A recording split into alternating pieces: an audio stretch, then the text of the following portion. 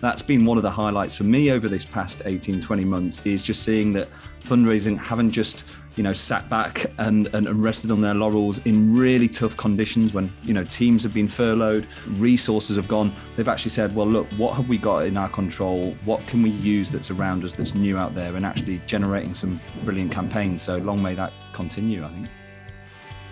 Welcome to episode 3 of season 4 of Starts at the Top, our podcast about leadership, digital culture and change. I'm Paul Thomas. And I'm Zoe Amma. Our podcast brings you interviews with leaders from the public, private and third sector who are using digital to navigate uncertainty and forge a path to the future.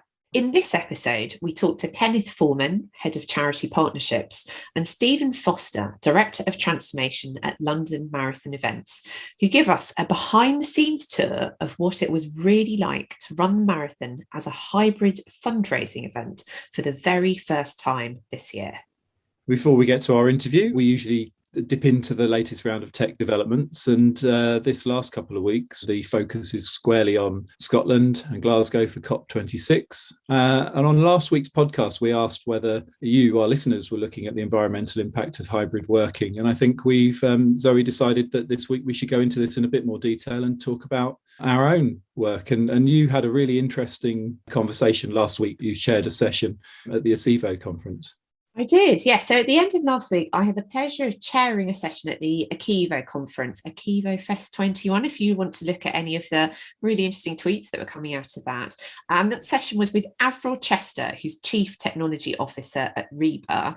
And she, along with her team, is working towards tracking the hidden carbon footprint of digital working, looking at the issues that we need to be aware of and how to consider the environment in an age when all of us are working remotely a lot more.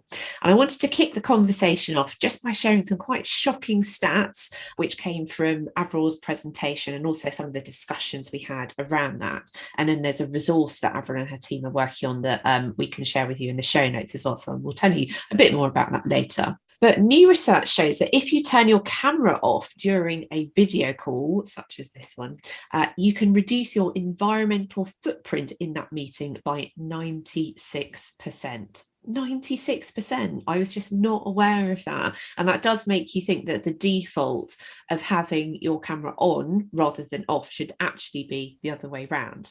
And then a stat that I heard last week as well in the run up to the presentation, which again was really shocking. A year of work emails for one person, just one person, has the same emissions as travelling the entire Central Line 80 times.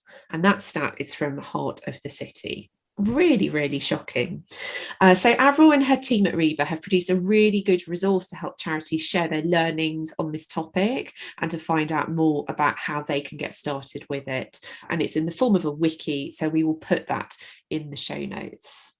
It's incredible, isn't it? And I guess mileage will vary, but some work accounts, so some work email accounts are probably even heavier than that. How many email addresses do you manage day to day? I think I've got 4, and then there's a couple of Microsoft ones actually that I've got with clients as well. So as you think about the volume of emails and all of that, and that's just an average, and I bet you and I get even more email, to be honest, because of the nature of the work that we do. Yeah, and it's always been, it's not a change that has happened over the past 18 months, 2 years for us. We've been working remotely for a long time, so these changes have affected us for a while. I think, and this resource for charities, I just wonder, I've been looking around this morning at some of the products and some of the big sort of corporations that I use. So, for example, all my work's done on an Apple laptop. I have an iPhone. So looking to see what Apple are doing with their carbon footprint. And I think it's really easy, well, I say really easy, but it's easy for the big organizations like Apple, Google, the rest to put lots of money and lots of resources into finding an answer for combating their own carbon emissions. But what about charities? What about small organizations who might find this really, really hard? What sort of trends are you seeing in the advice that you're giving to clients, for example, around technology strategies? Well, I think the awareness of this issue is currently really low, which is why we want to talk about it today. And you're right, compared to perhaps other areas of the environmental agenda. So, we've all been recycling for a long time, haven't we? And doing various things like being more mindful of how often we fly and things like that.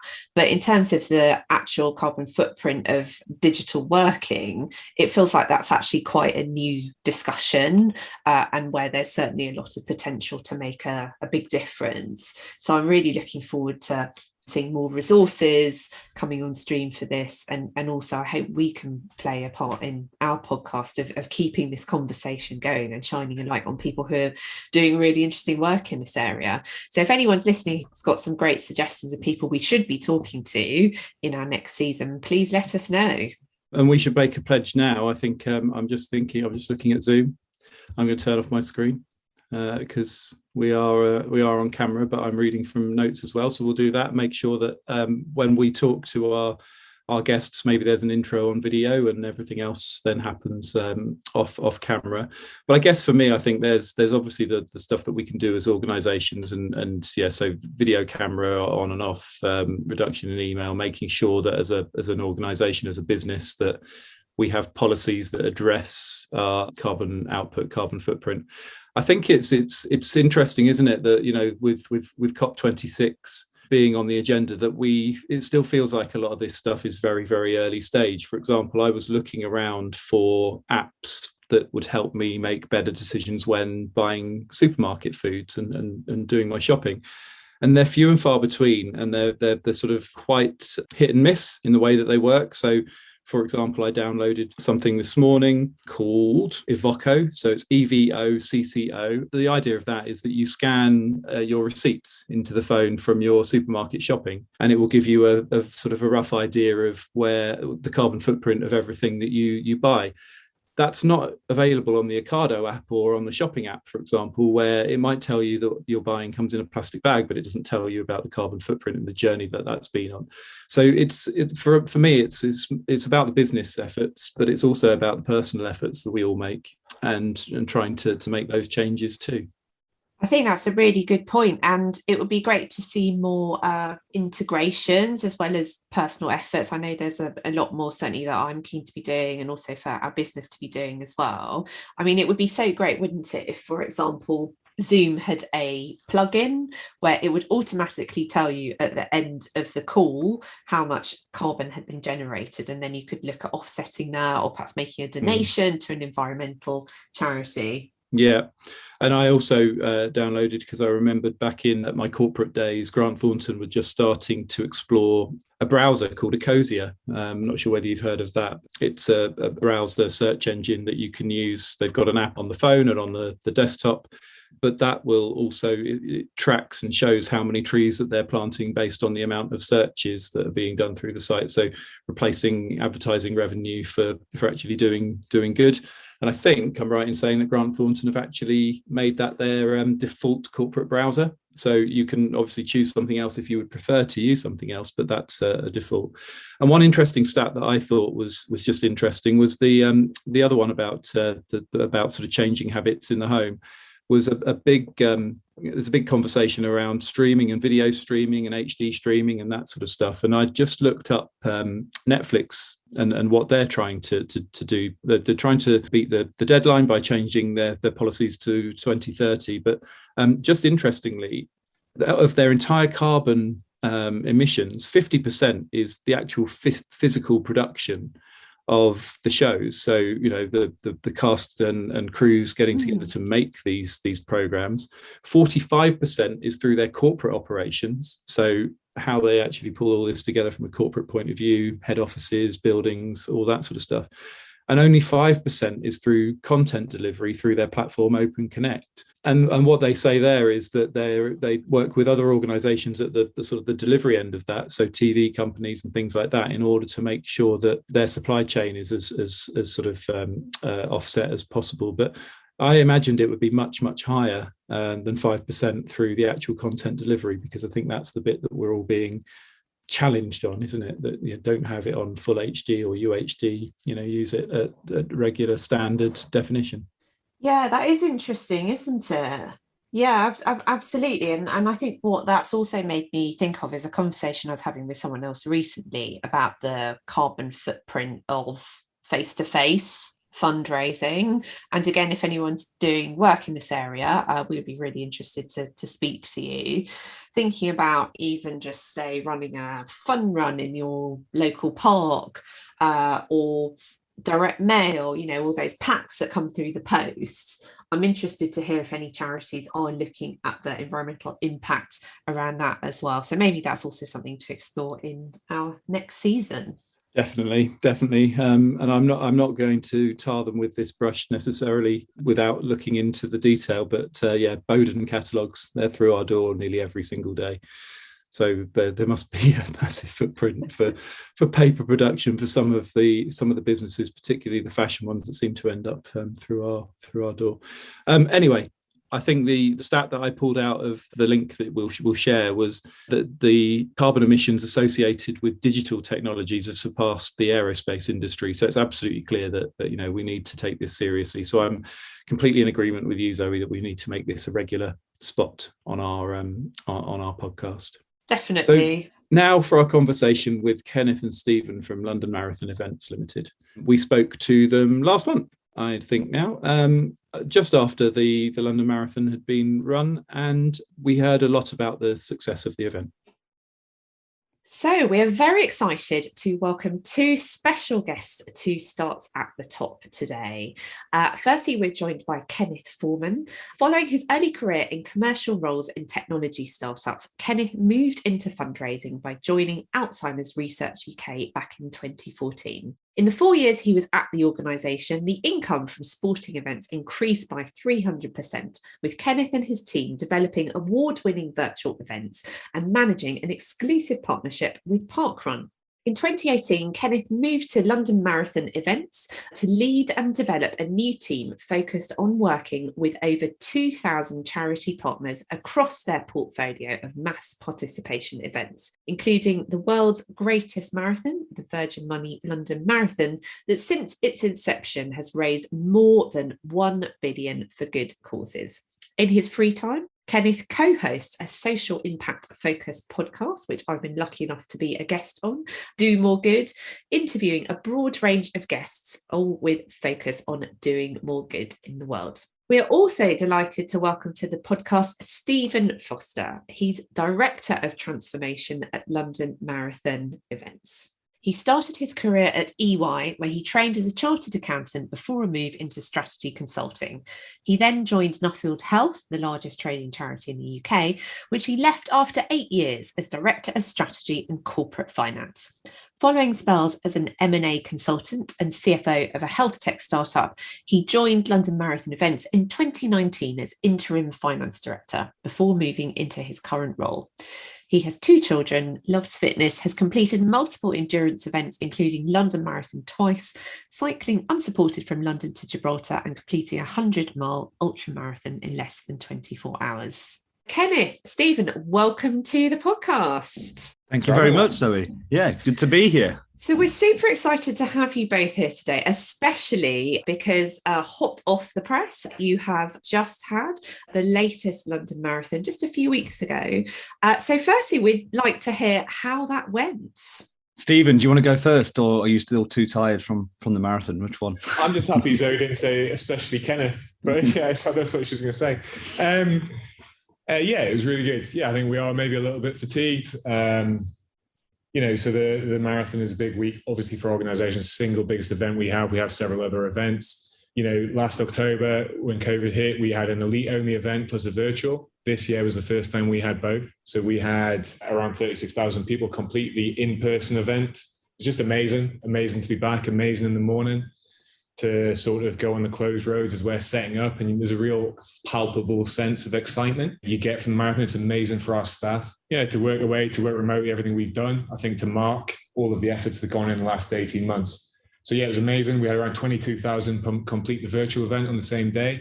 Literally 102, 101 different countries. So from Argentina to Zimbabwe, incredible. And then also we obviously had the ballot that week as well. So, for us, the in-person event is awesome. It's the culmination of our year, really. And it was amazing. Yeah, just London in a good mood. It's can't be beaten.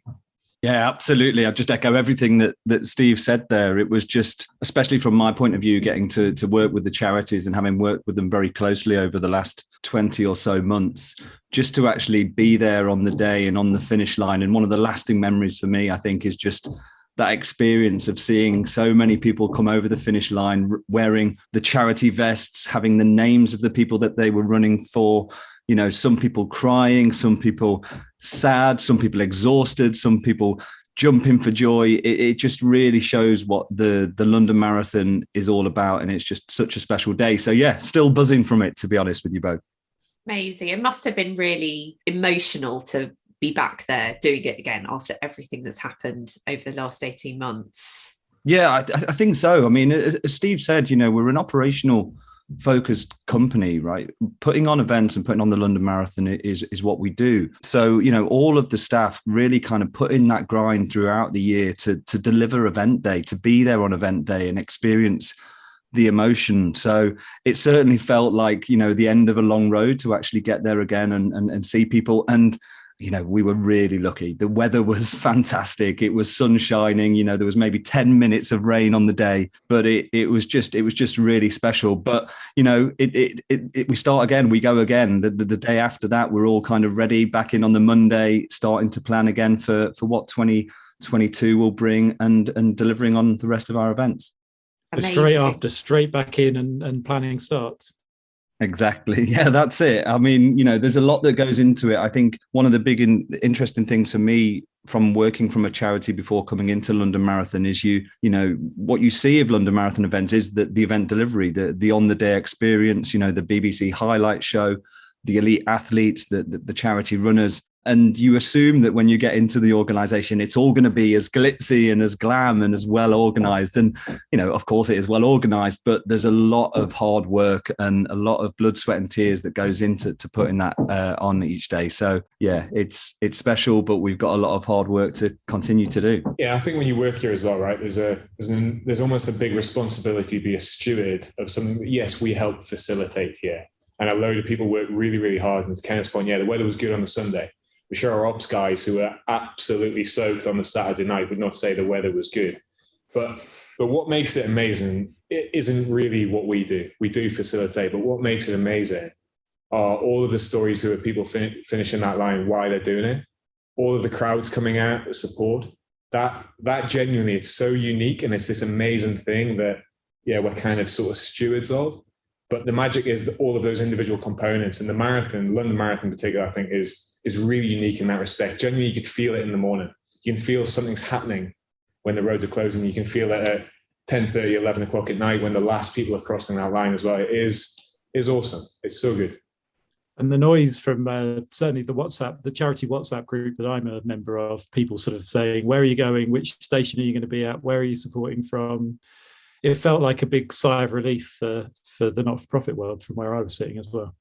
Yeah, I think you're right, Paul. I think a sigh of relief to actually see an event of that scale return. I mean, you know, we all entered the last few months kind of still concerned after what had happened in 2020 about, you know, is this really going to happen? Are we really going to be able to see people in the flesh and experience and hear their stories? But you know, very quickly, it all felt very normal once again. And, you know, whilst we had to put in certain measures to, you know, reduce the risk and obviously look after the welfare of our runners and participants and spectators, it did feel normal. It did feel back, like we were back together. I mean, the campaign that we used for this year was We Run Together, which was really about, you know, the unity that the London Marathon and other mass events provide. And it's such an important revenue stream for charities after, as I say, 20 months where it's been pretty difficult. Absolutely. So one of the things we did want to ask as well about how things have gone is, do you have an idea yet of how much the event has raised, or will that come over the next few weeks? Yeah, I can pick that up. We don't have a figure at the moment.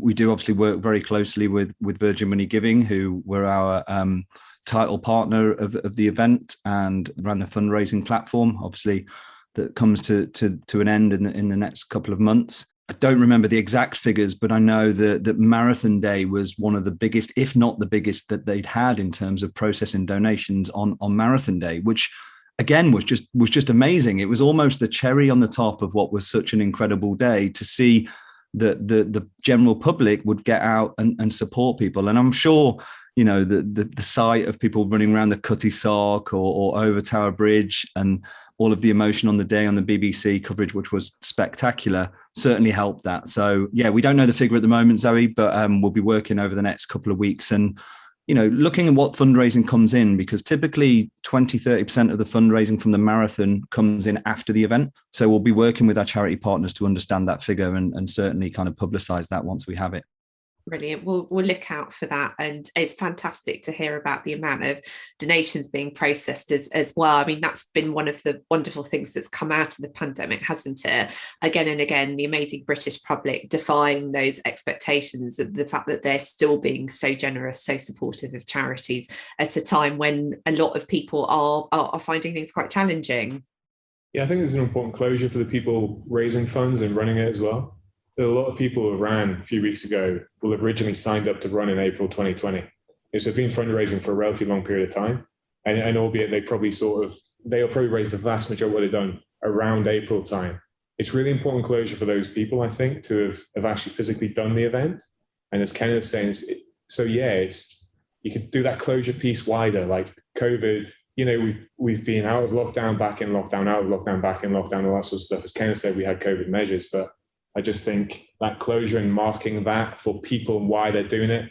The emotion's always high at the marathon because people are really tired and they're doing it for causes that are so close to their heart. Like, that's the amazing thing about it. But I think maybe more so this year because it's been so hard. People trained probably for 4 months, paused, maybe trained a bit over the summer, paused again, you know, and then have trained again. Like, people have been trained for a long time for this. So I think that helped just make it even more special. Or we just can't remember how special it is, and it's always like that. Oh, it must have been a brilliant return. So yeah, absolutely. We'll keep an eye out for the results. It's really exciting and great to hear that it's gone so well. So obviously this is the first time that you guys were really running it as a hybrid event. And I know the dust is still settling on all of that, but what are your feelings on what you've learned so far from that experience? I mean, I think that there's a huge amount of learnings, you know, which really started at the start of 2020, as we've already touched on, you know, 2020, when we were in that world of lockdowns, in and out of lockdowns. Is the marathon going to happen? Isn't the marathon going to happen? You know, we felt as a real responsibility to the charities that we work with to try and support them during a time when, you know, some people were talking about a £10 billion deficit in fundraising. You know, as an events company, as I'd already touched on, we're very great at operational delivery, closing roads, you know, getting 50,000 people through the streets of London. But, you know, digital and virtual and hybrid events was something that was very new to us, really new. You know, we'd never done anything like that before. So with that responsibility we had and the fact that we were in lockdown, we very quickly came up with a couple of concepts during 2020 that got us to now putting on hybrid events. The first one was the 2.6 challenge, which I don't know if either of you guys recall, but this was in April last year, which was bringing together of a number of mass participation event companies and other partners to say, what can we do without the marathon this year to support the UK's charity sector who need our support now more than ever? And again, that was kind of real team and togetherness effort. It was a digital only product. So there was no actual event as such on the day to experience, but we developed toolkits, we developed websites, collateral, and really used the power of togetherness to kind of push that message out there. And that went on to raise, 11.2 million, which was fantastic. And then when we knew that the London Marathon, the mass event, wasn't going to happen and that we could still do the elite event in October, but we couldn't do the mass version, we quickly had to say, well, the virtual opportunity is here for that. And we'd already seen a few of the charity sector applying to virtual events. I mean, I recall myself in my early fundraising career, 4 or 5 years ago, we were doing virtual running events, but never having done one at London Marathon events, being an operational focused company, it was a real challenge. But that's why we looked to people like Steve and his, digital knowledge and experience to try and motivate us to actually pull something together. And we actually ended up executing something which I think was, well, world record breaking in the end, right, Steve? Yeah, so like for I guess a bit of corporate speak, it's a different proposition to the in-person event. We had to do something last October, and the virtual was an amazing success last year. As Kenneth said, we had a Guinness World Record for the largest virtual event. We then got a Guinness World Record for the number of people requesting their Guinness World Record certificates. The engagement on the brand of London Marathon is awesome.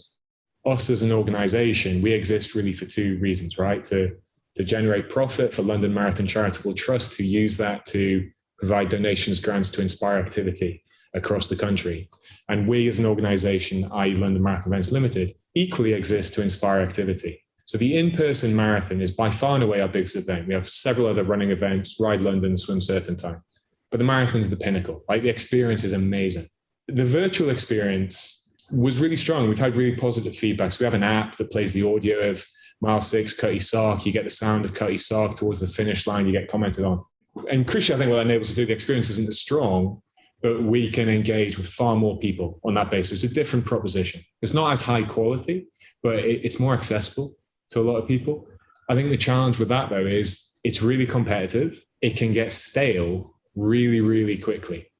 Talking about we don't drive all the amazing experience of the marathon itself, the people supporting all that do. The virtual, we're far more responsible for what that experience looks like. Not with everything. There were crowds of people running with their green bibs on last Sunday, and it's awesome. And I know people who get nods, and it's awesome. There are little pockets of what you get in the physical event, but for us, the ability to use a virtual to continue to engage in it, be more innovative than maybe we've been in the past, enables us to impact and inspire activity, plus offer a separate proposition to what the marathon is. So yeah, it was successful, but our numbers dropped for the virtual than they were last October. And that's on us. That's good for us as an organization to have to keep innovating and do new things. As you said, there's plenty of competition out there, isn't there? That's part of the issue. When we spoke to Kenneth a couple of weeks ago, so I'd just completed the Running Down Dementia Challenge for Alzheimer's, and the challenge I have is that I'd love to do another event.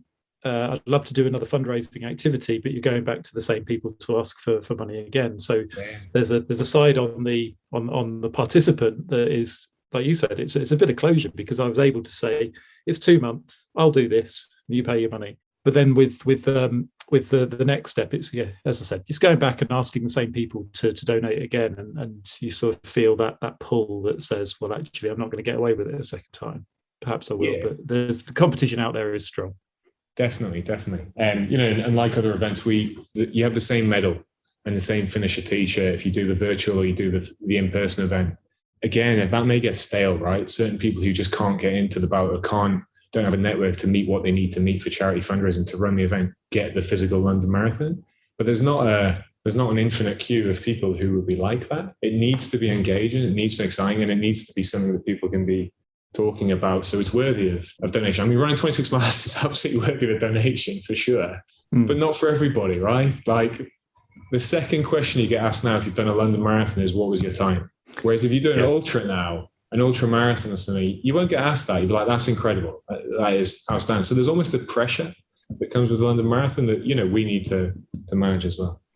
Just picking up on your point, Paul, about, doing Running Down Dementia and now feeling like you've been out to your supporter base, I think that's where we've seen charities really innovate in terms of what is the ask. And, there's been a plethora of amazing kind of virtual campaigns that have gone on this year. I mean, just reading some of the reports, Guide Dogs, My Puppy Run from My Puppy Run. That should have been Guide Dogs, but that was actually Royal British Legion.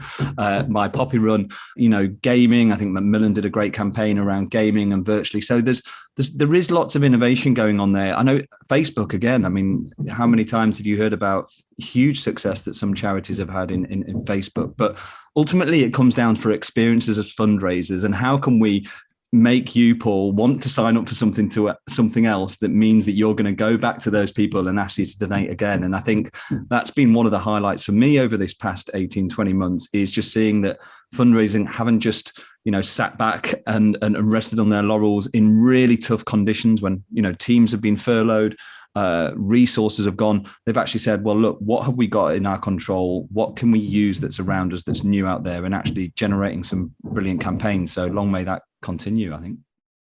Yeah, amen to that.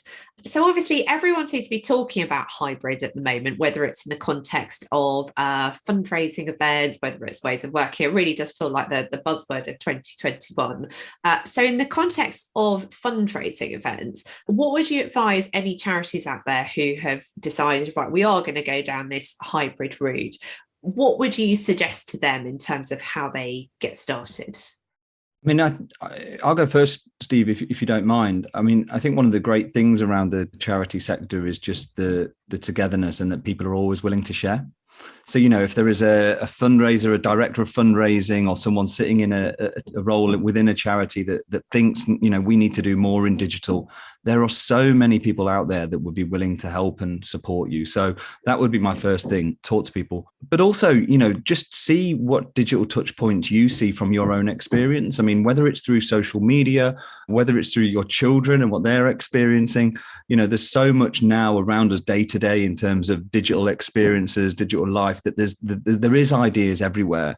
So certainly try and kind of explore some things that are maybe outside of your comfort zone. Having an 11-year-old daughter, I've now got very proficient in the use of Snapchat. So, how does that provide as an opportunity? Twitch and gaming, for example, again, has seen a massive bulk over the last year. So again, maybe explore it, sign up, play with it, understand it, and then that will provide you with some ideas. But I think it's really just about not resting on your laurels, and digital and innovation are often two words that loop together. But there is still significant opportunity out there for hybrid events, bringing experiences together. So yeah, my message would be just explore and talk to people who've maybe trodden that path before, and give you some ideas. I think you're way better placed to talk specifically about charity from a digital perspective. For me, I think there's almost a paradox of, okay, you have to innovate. It's going to get stale. You have to innovate and you have to be different. But at the same time, there's so much value in keeping things simple and making it easy for people. And if you do the basics really, really well, and that's from everything, right? Like the messaging of what you're trying to achieve to literally, how do I sign up to this, to how do I share it? That takes you massively down the road. And I think there's a risk of, okay, there's so many people doing hybrids, we're going to really, really do something innovative, and it becomes so complicated that fine, you and your organization may understand it because you live and breathe it every day. You have to find that balance between making it really simple and just do the basics super well, and sprinkle a little bit of innovation on where you can. But first and foremost, don't buy your own hype around, okay, I get this, it's going to be awesome. I think that makes a lot of sense, doesn't it? It feels more inclusive that way, and keeps those barriers to entry low. So this leads us on very nicely to talking about where this fits into the context of your wider digital transformation. You've obviously been through a year of change, running the event as a hybrid for the first time. Where does this fit into your wider work around transformation? And Steve, I know you've been leading a lot of work in this area. Yeah, so ultimately my role here is I lead our digital transformation. So we started this pre-COVID. I could probably talk about this for 2 hours, right? So tell me to be quiet when I get there. But for us, digital transformation means 4 things, and it's relatively foundational. So sort our data out, first and foremost, or if we do not get that platform right and sustainable, it's very, very difficult to grow and do successful things which are user engaging. So sort our data out, implement and optimize our CRM. So we deal with over 2,500 charities. We deal with a vast amount of people registering for our events, a single view of the customer we've struggled with in the past, all that sort of stuff. And that's kind of associated with data. So data, CRM, are completely rebuilding our websites on a platform called Sitecore. The reason why we chose Sitecore is because of the power of personalization. So we have different events, cycling, running, swimming. We have very, very different people who participate in our events. A person who's never done an event before is really nervous, needs very, very, very different experience to a championship runner who wants to shave 30 seconds off their PB for a marathon. So personalization is key. And a lot of that's wedded to data. And then equally our registration platform. So, that's a key component for how charities engage with us in terms of how do they sign their runners up to their places? How do people engage and register for our events, going back to keeping it simple? So we started that 2 years ago. I think we're close to sort of putting a green tick in every of those boxes that, okay, we've done the foundational stuff. COVID was a curveball for sure. Like half of our staff were furloughed, the half who weren't worked so hard, and it threw things like deferral systems, donate systems, refund systems, etc. But we've actually been asked that question a few times, like, did COVID completely transform our digital transformation? Did it make us go much faster? I'd actually say probably not. I think we've been pretty consistent with what we do. And I think we're at a really exciting point now where we've got those foundational pieces in place. And the next year, 2 years is going to be far more visible about what are we doing and how are charities benefiting from us talking about a digital transformation, how are runners engaging and swimmers and cyclists. So I hope that is a decent overview of our digital transformation at London Marathon. Just picking up on that point, as Steve mentioned about our charities and our customers, because we have spoken to them about this digital transformation journey. You know, a lot of the customers that we've been working with in the charity space have been partners for, 10, 15, 20 years in a lot of cases. They've been used to year after year working with the marathon and how different processes work. And of course, a lot of them processes, through what Steve is talking about, have been disrupted, changed, moved online, have to operate in a slightly different way. And so we've had to kind of communicate with them. And part of that is kind of bring them along with the journey that we're on from a transformation point of view, particularly when it comes with how do we interact with our charity customers. Previously, a lot of it heavily relied on email.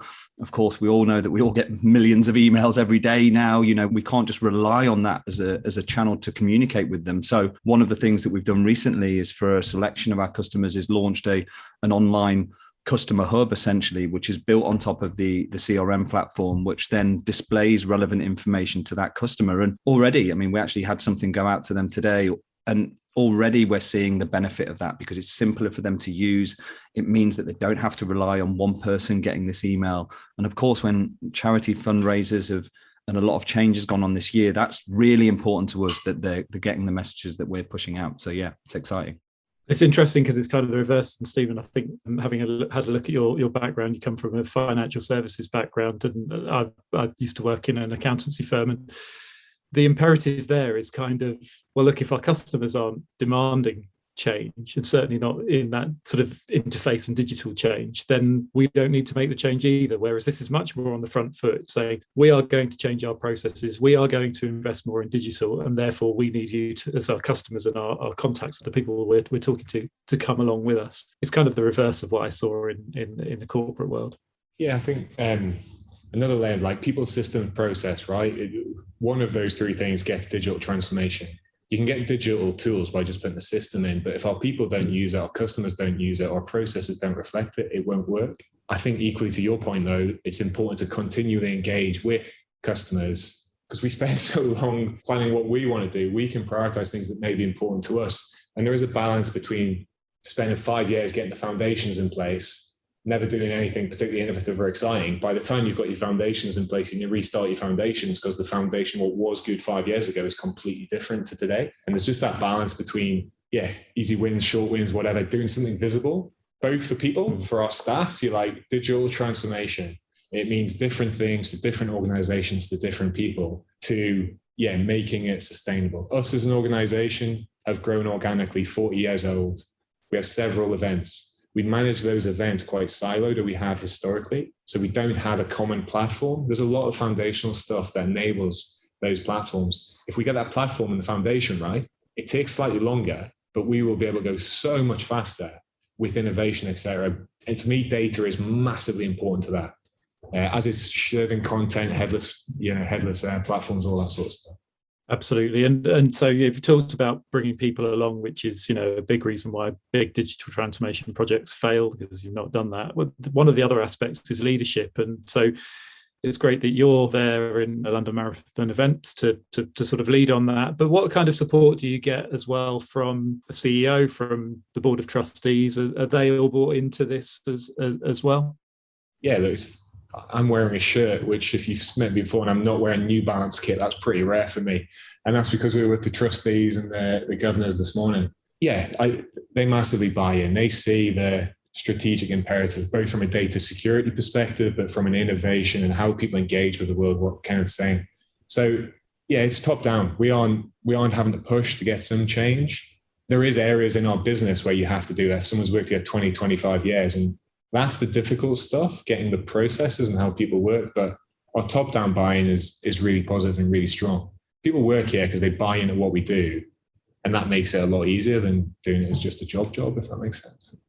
And what about some of the barriers and opportunities you've encountered along the way? Can we ask a little bit about that? Because in some organisations, another blocker is where they come across a sort of a legacy customer or legacy beneficiary, I guess, who sort of exists outside of that digital bubble. You know, it might be age, it might be access to a computer or a phone or whatever it might be that can't tap in.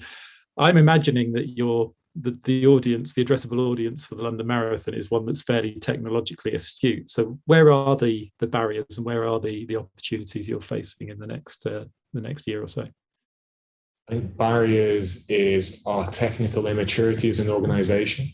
Certainly sort of 2 years ago, we probably had a few black boxes that, again, have grown with our organisation around our reg platform. Previously was a different third party we didn't fully understand. I think, it was very outsourced. Same as other areas of our business are quite outsourced, and that's worked. But if we don't at least understand how it works, we're going to struggle to be strategically defensible and innovate. So I think there's been a lot of learning the last 2 years. I think there's a challenge between worrying so much. This isn't unique, right? Worrying so much about, am I going to hit a dead end? Is this the right path for me to go down? Against, that's the really easy thing to do short term, but I know it's a throwaway solution. Struggling. There's 1,000 different ways to do digital, and no way is particularly right. So often it's just a case of just choose one and we'll move down. But I look, I see it from my lens, right? I'm responsible for delivering to internal teams to change our business, all that sort of stuff. It'd be really interesting, I guess, to hear from Kenneth, who's almost an internal customer, around, what's he perceived the challenges of our digital transformation to be. Yeah, I was just going to have a little anecdote then. When I was at Marathon, and this year at the finish line, we had a digital gantry for one of the first times, which obviously displays our sponsors. I think someone said to me, is that all Steve Foster's delivered this year? I take that, to be honest. I knew nothing to do with it whatsoever. So, yeah. Digital transformation is obviously thrown around. I mean, I think from my perspective, because understanding that, that we are one of the largest departments in the organization, the biggest amount of customers of all different sizes and shapes, that actually, from a personal perspective, I think coming from my history and other organizations I've been in, that digital transformation for me was something to grab hold of and embrace very quickly. And, I think as soon as Steve came in, it was kind of knocking on his door as to say, look, we've got a number of projects very quickly that we can help sell your story and help showcase the value that it brings. Because I think that's one of the things, just from my perspective, is just the culture around transformation. And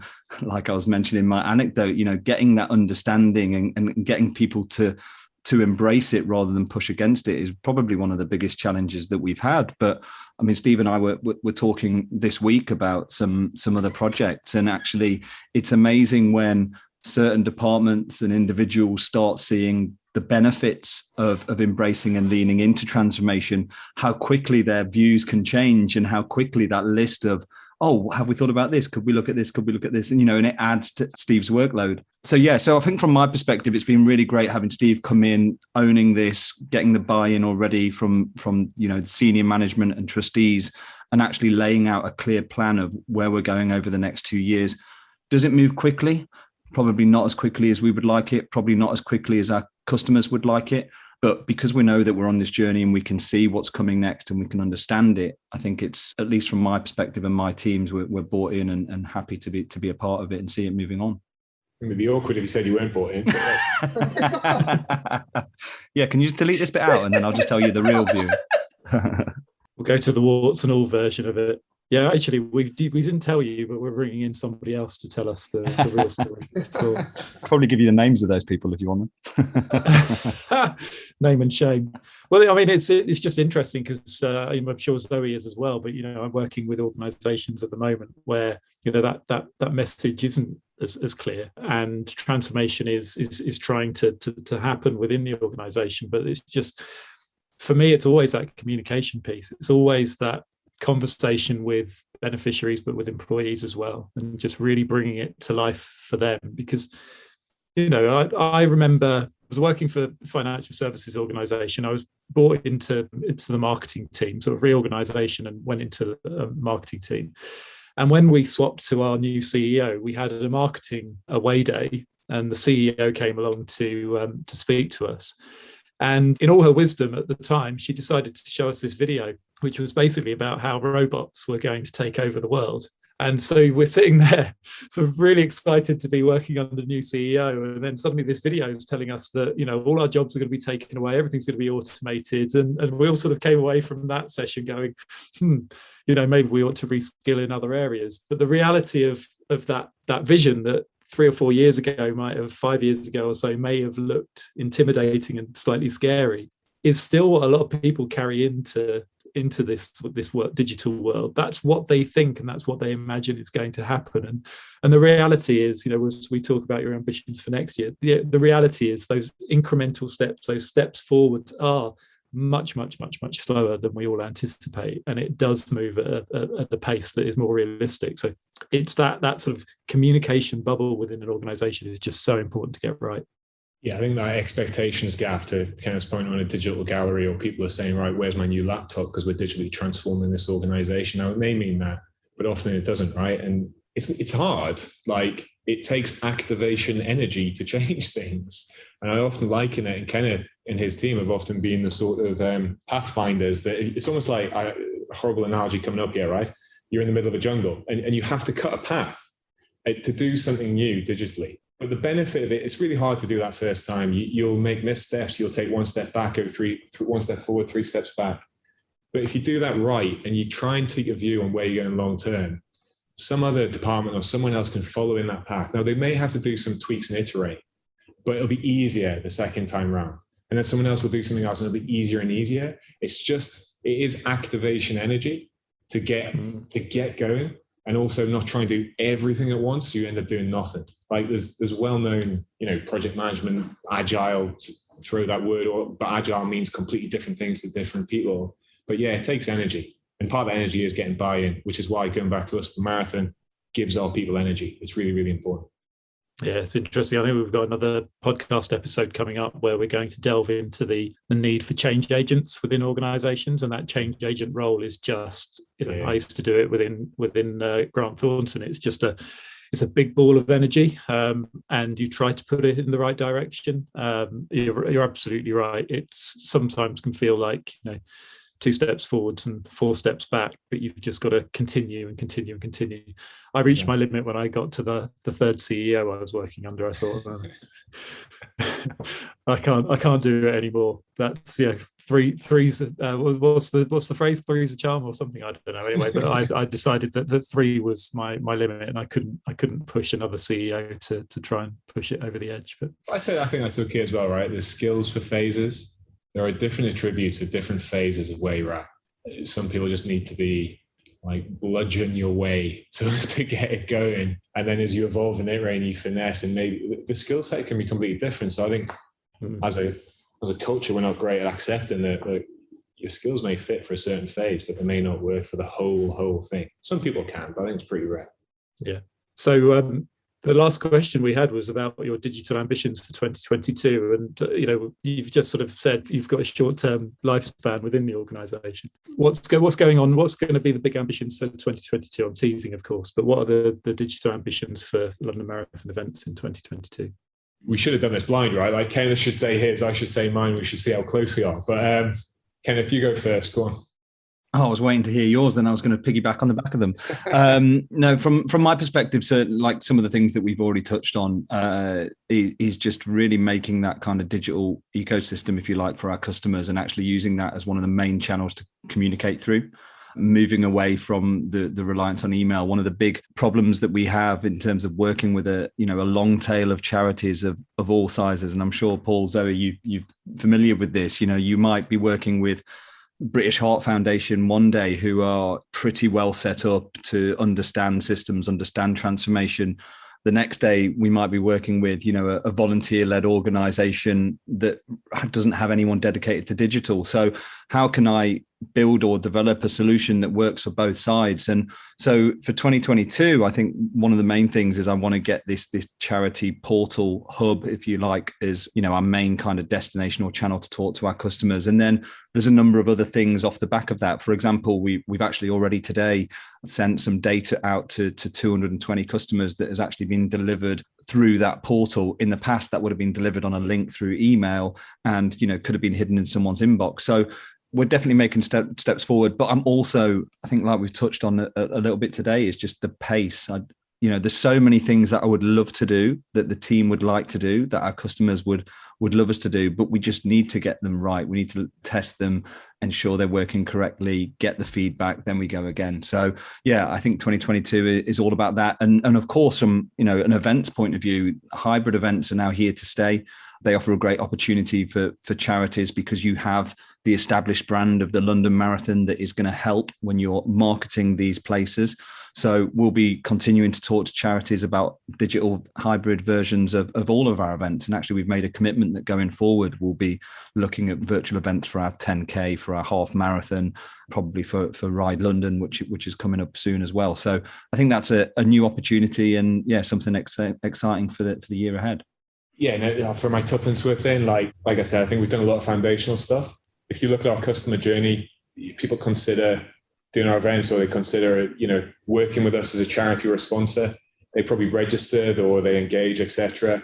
There's then a period they plan for the event. Now there's an individual that may be training. You do the physical event as it used to be, and then there's a post-event period where there's playground stuff. I think if you were to track our experience as an organization, it's pretty poor up until the event, where it's amazing, it's astronomical. What we need to do is increase the experience and throughout that entire journey. Part of that is absolutely just really maximizing everything we have. So how do we use our data? How do we engage, train? How to make it easier for charities, larger charities who may have their own equivalent sort of participation management system to interact with ours, so it's not a manual process. How do we split our customers? So yeah, the larger ones, the more sophisticated, we do tools for them. Against the smaller charities, what do they need? And like, how do we serve that in a way that's scalable? All be about the customer journey and making it as good as possible for as long as possible. Amazing. Thank you. Well, thank you so much to both of you, Kenneth. Thank you, Steve, for coming on today. I think it's been really inspiring and fantastic to hear how you've embraced all this change over the last 18 months and done something really fabulous with it that still preserves the amazing spirit and the uniqueness of what the marathon offers. And we will be keeping an eye out for all the different results as they come through, but it sounds absolutely wonderful. So thank you so much for sharing your stories here today. No problem. And maybe we can give Paul his next virtual event to take part in. Sign up for the marathon next year, Paul? No pressure, Paul. No pressure. I did sign up for the Landmarks half, but unfortunately it didn't get in through the ballot. I'm actually anticipating doing I grew up in Hampshire, and one of the big half marathons is the Fleet Half Marathon. Always used to be quite well timed for the London Marathon as a sort of a practice event for peak runners. So I think that might be the next one. I think the entry might be easier. Might not be quite as much support or landmarks to see along the way, but at least I'll see my mum. It's always important. It's always important. Oh, lovely. Well, thank you so much to both of you. It's been wonderful hearing about your experiences, and I know they will inspire lots of other charities. So thank you so much. Guys, thanks for having us. Really enjoyed it. Thank you. So thank you to Kenneth and Steven. Great interview, and really, really impressive the results they're getting. Such hard work that they're putting into making sure that the hybrid and traditional London Marathon come together and work as well as they do. So brilliant work from them. So thank you for listening to episode 3 of season 4. We'll be back next week with another episode, which will be with the Centre for Countering Digital Hate. As usual, please do send us your feedback. We'd love to hear about anything that you feel that you will do differently after hearing from any of our speakers from the series. You can share your plans, ideas, or questions with us on Twitter. We're at @startsathetop1, or you can email us at startsathetop podcast@gmail.com. Thank you very much, and we'll speak to you again next week. See you next week.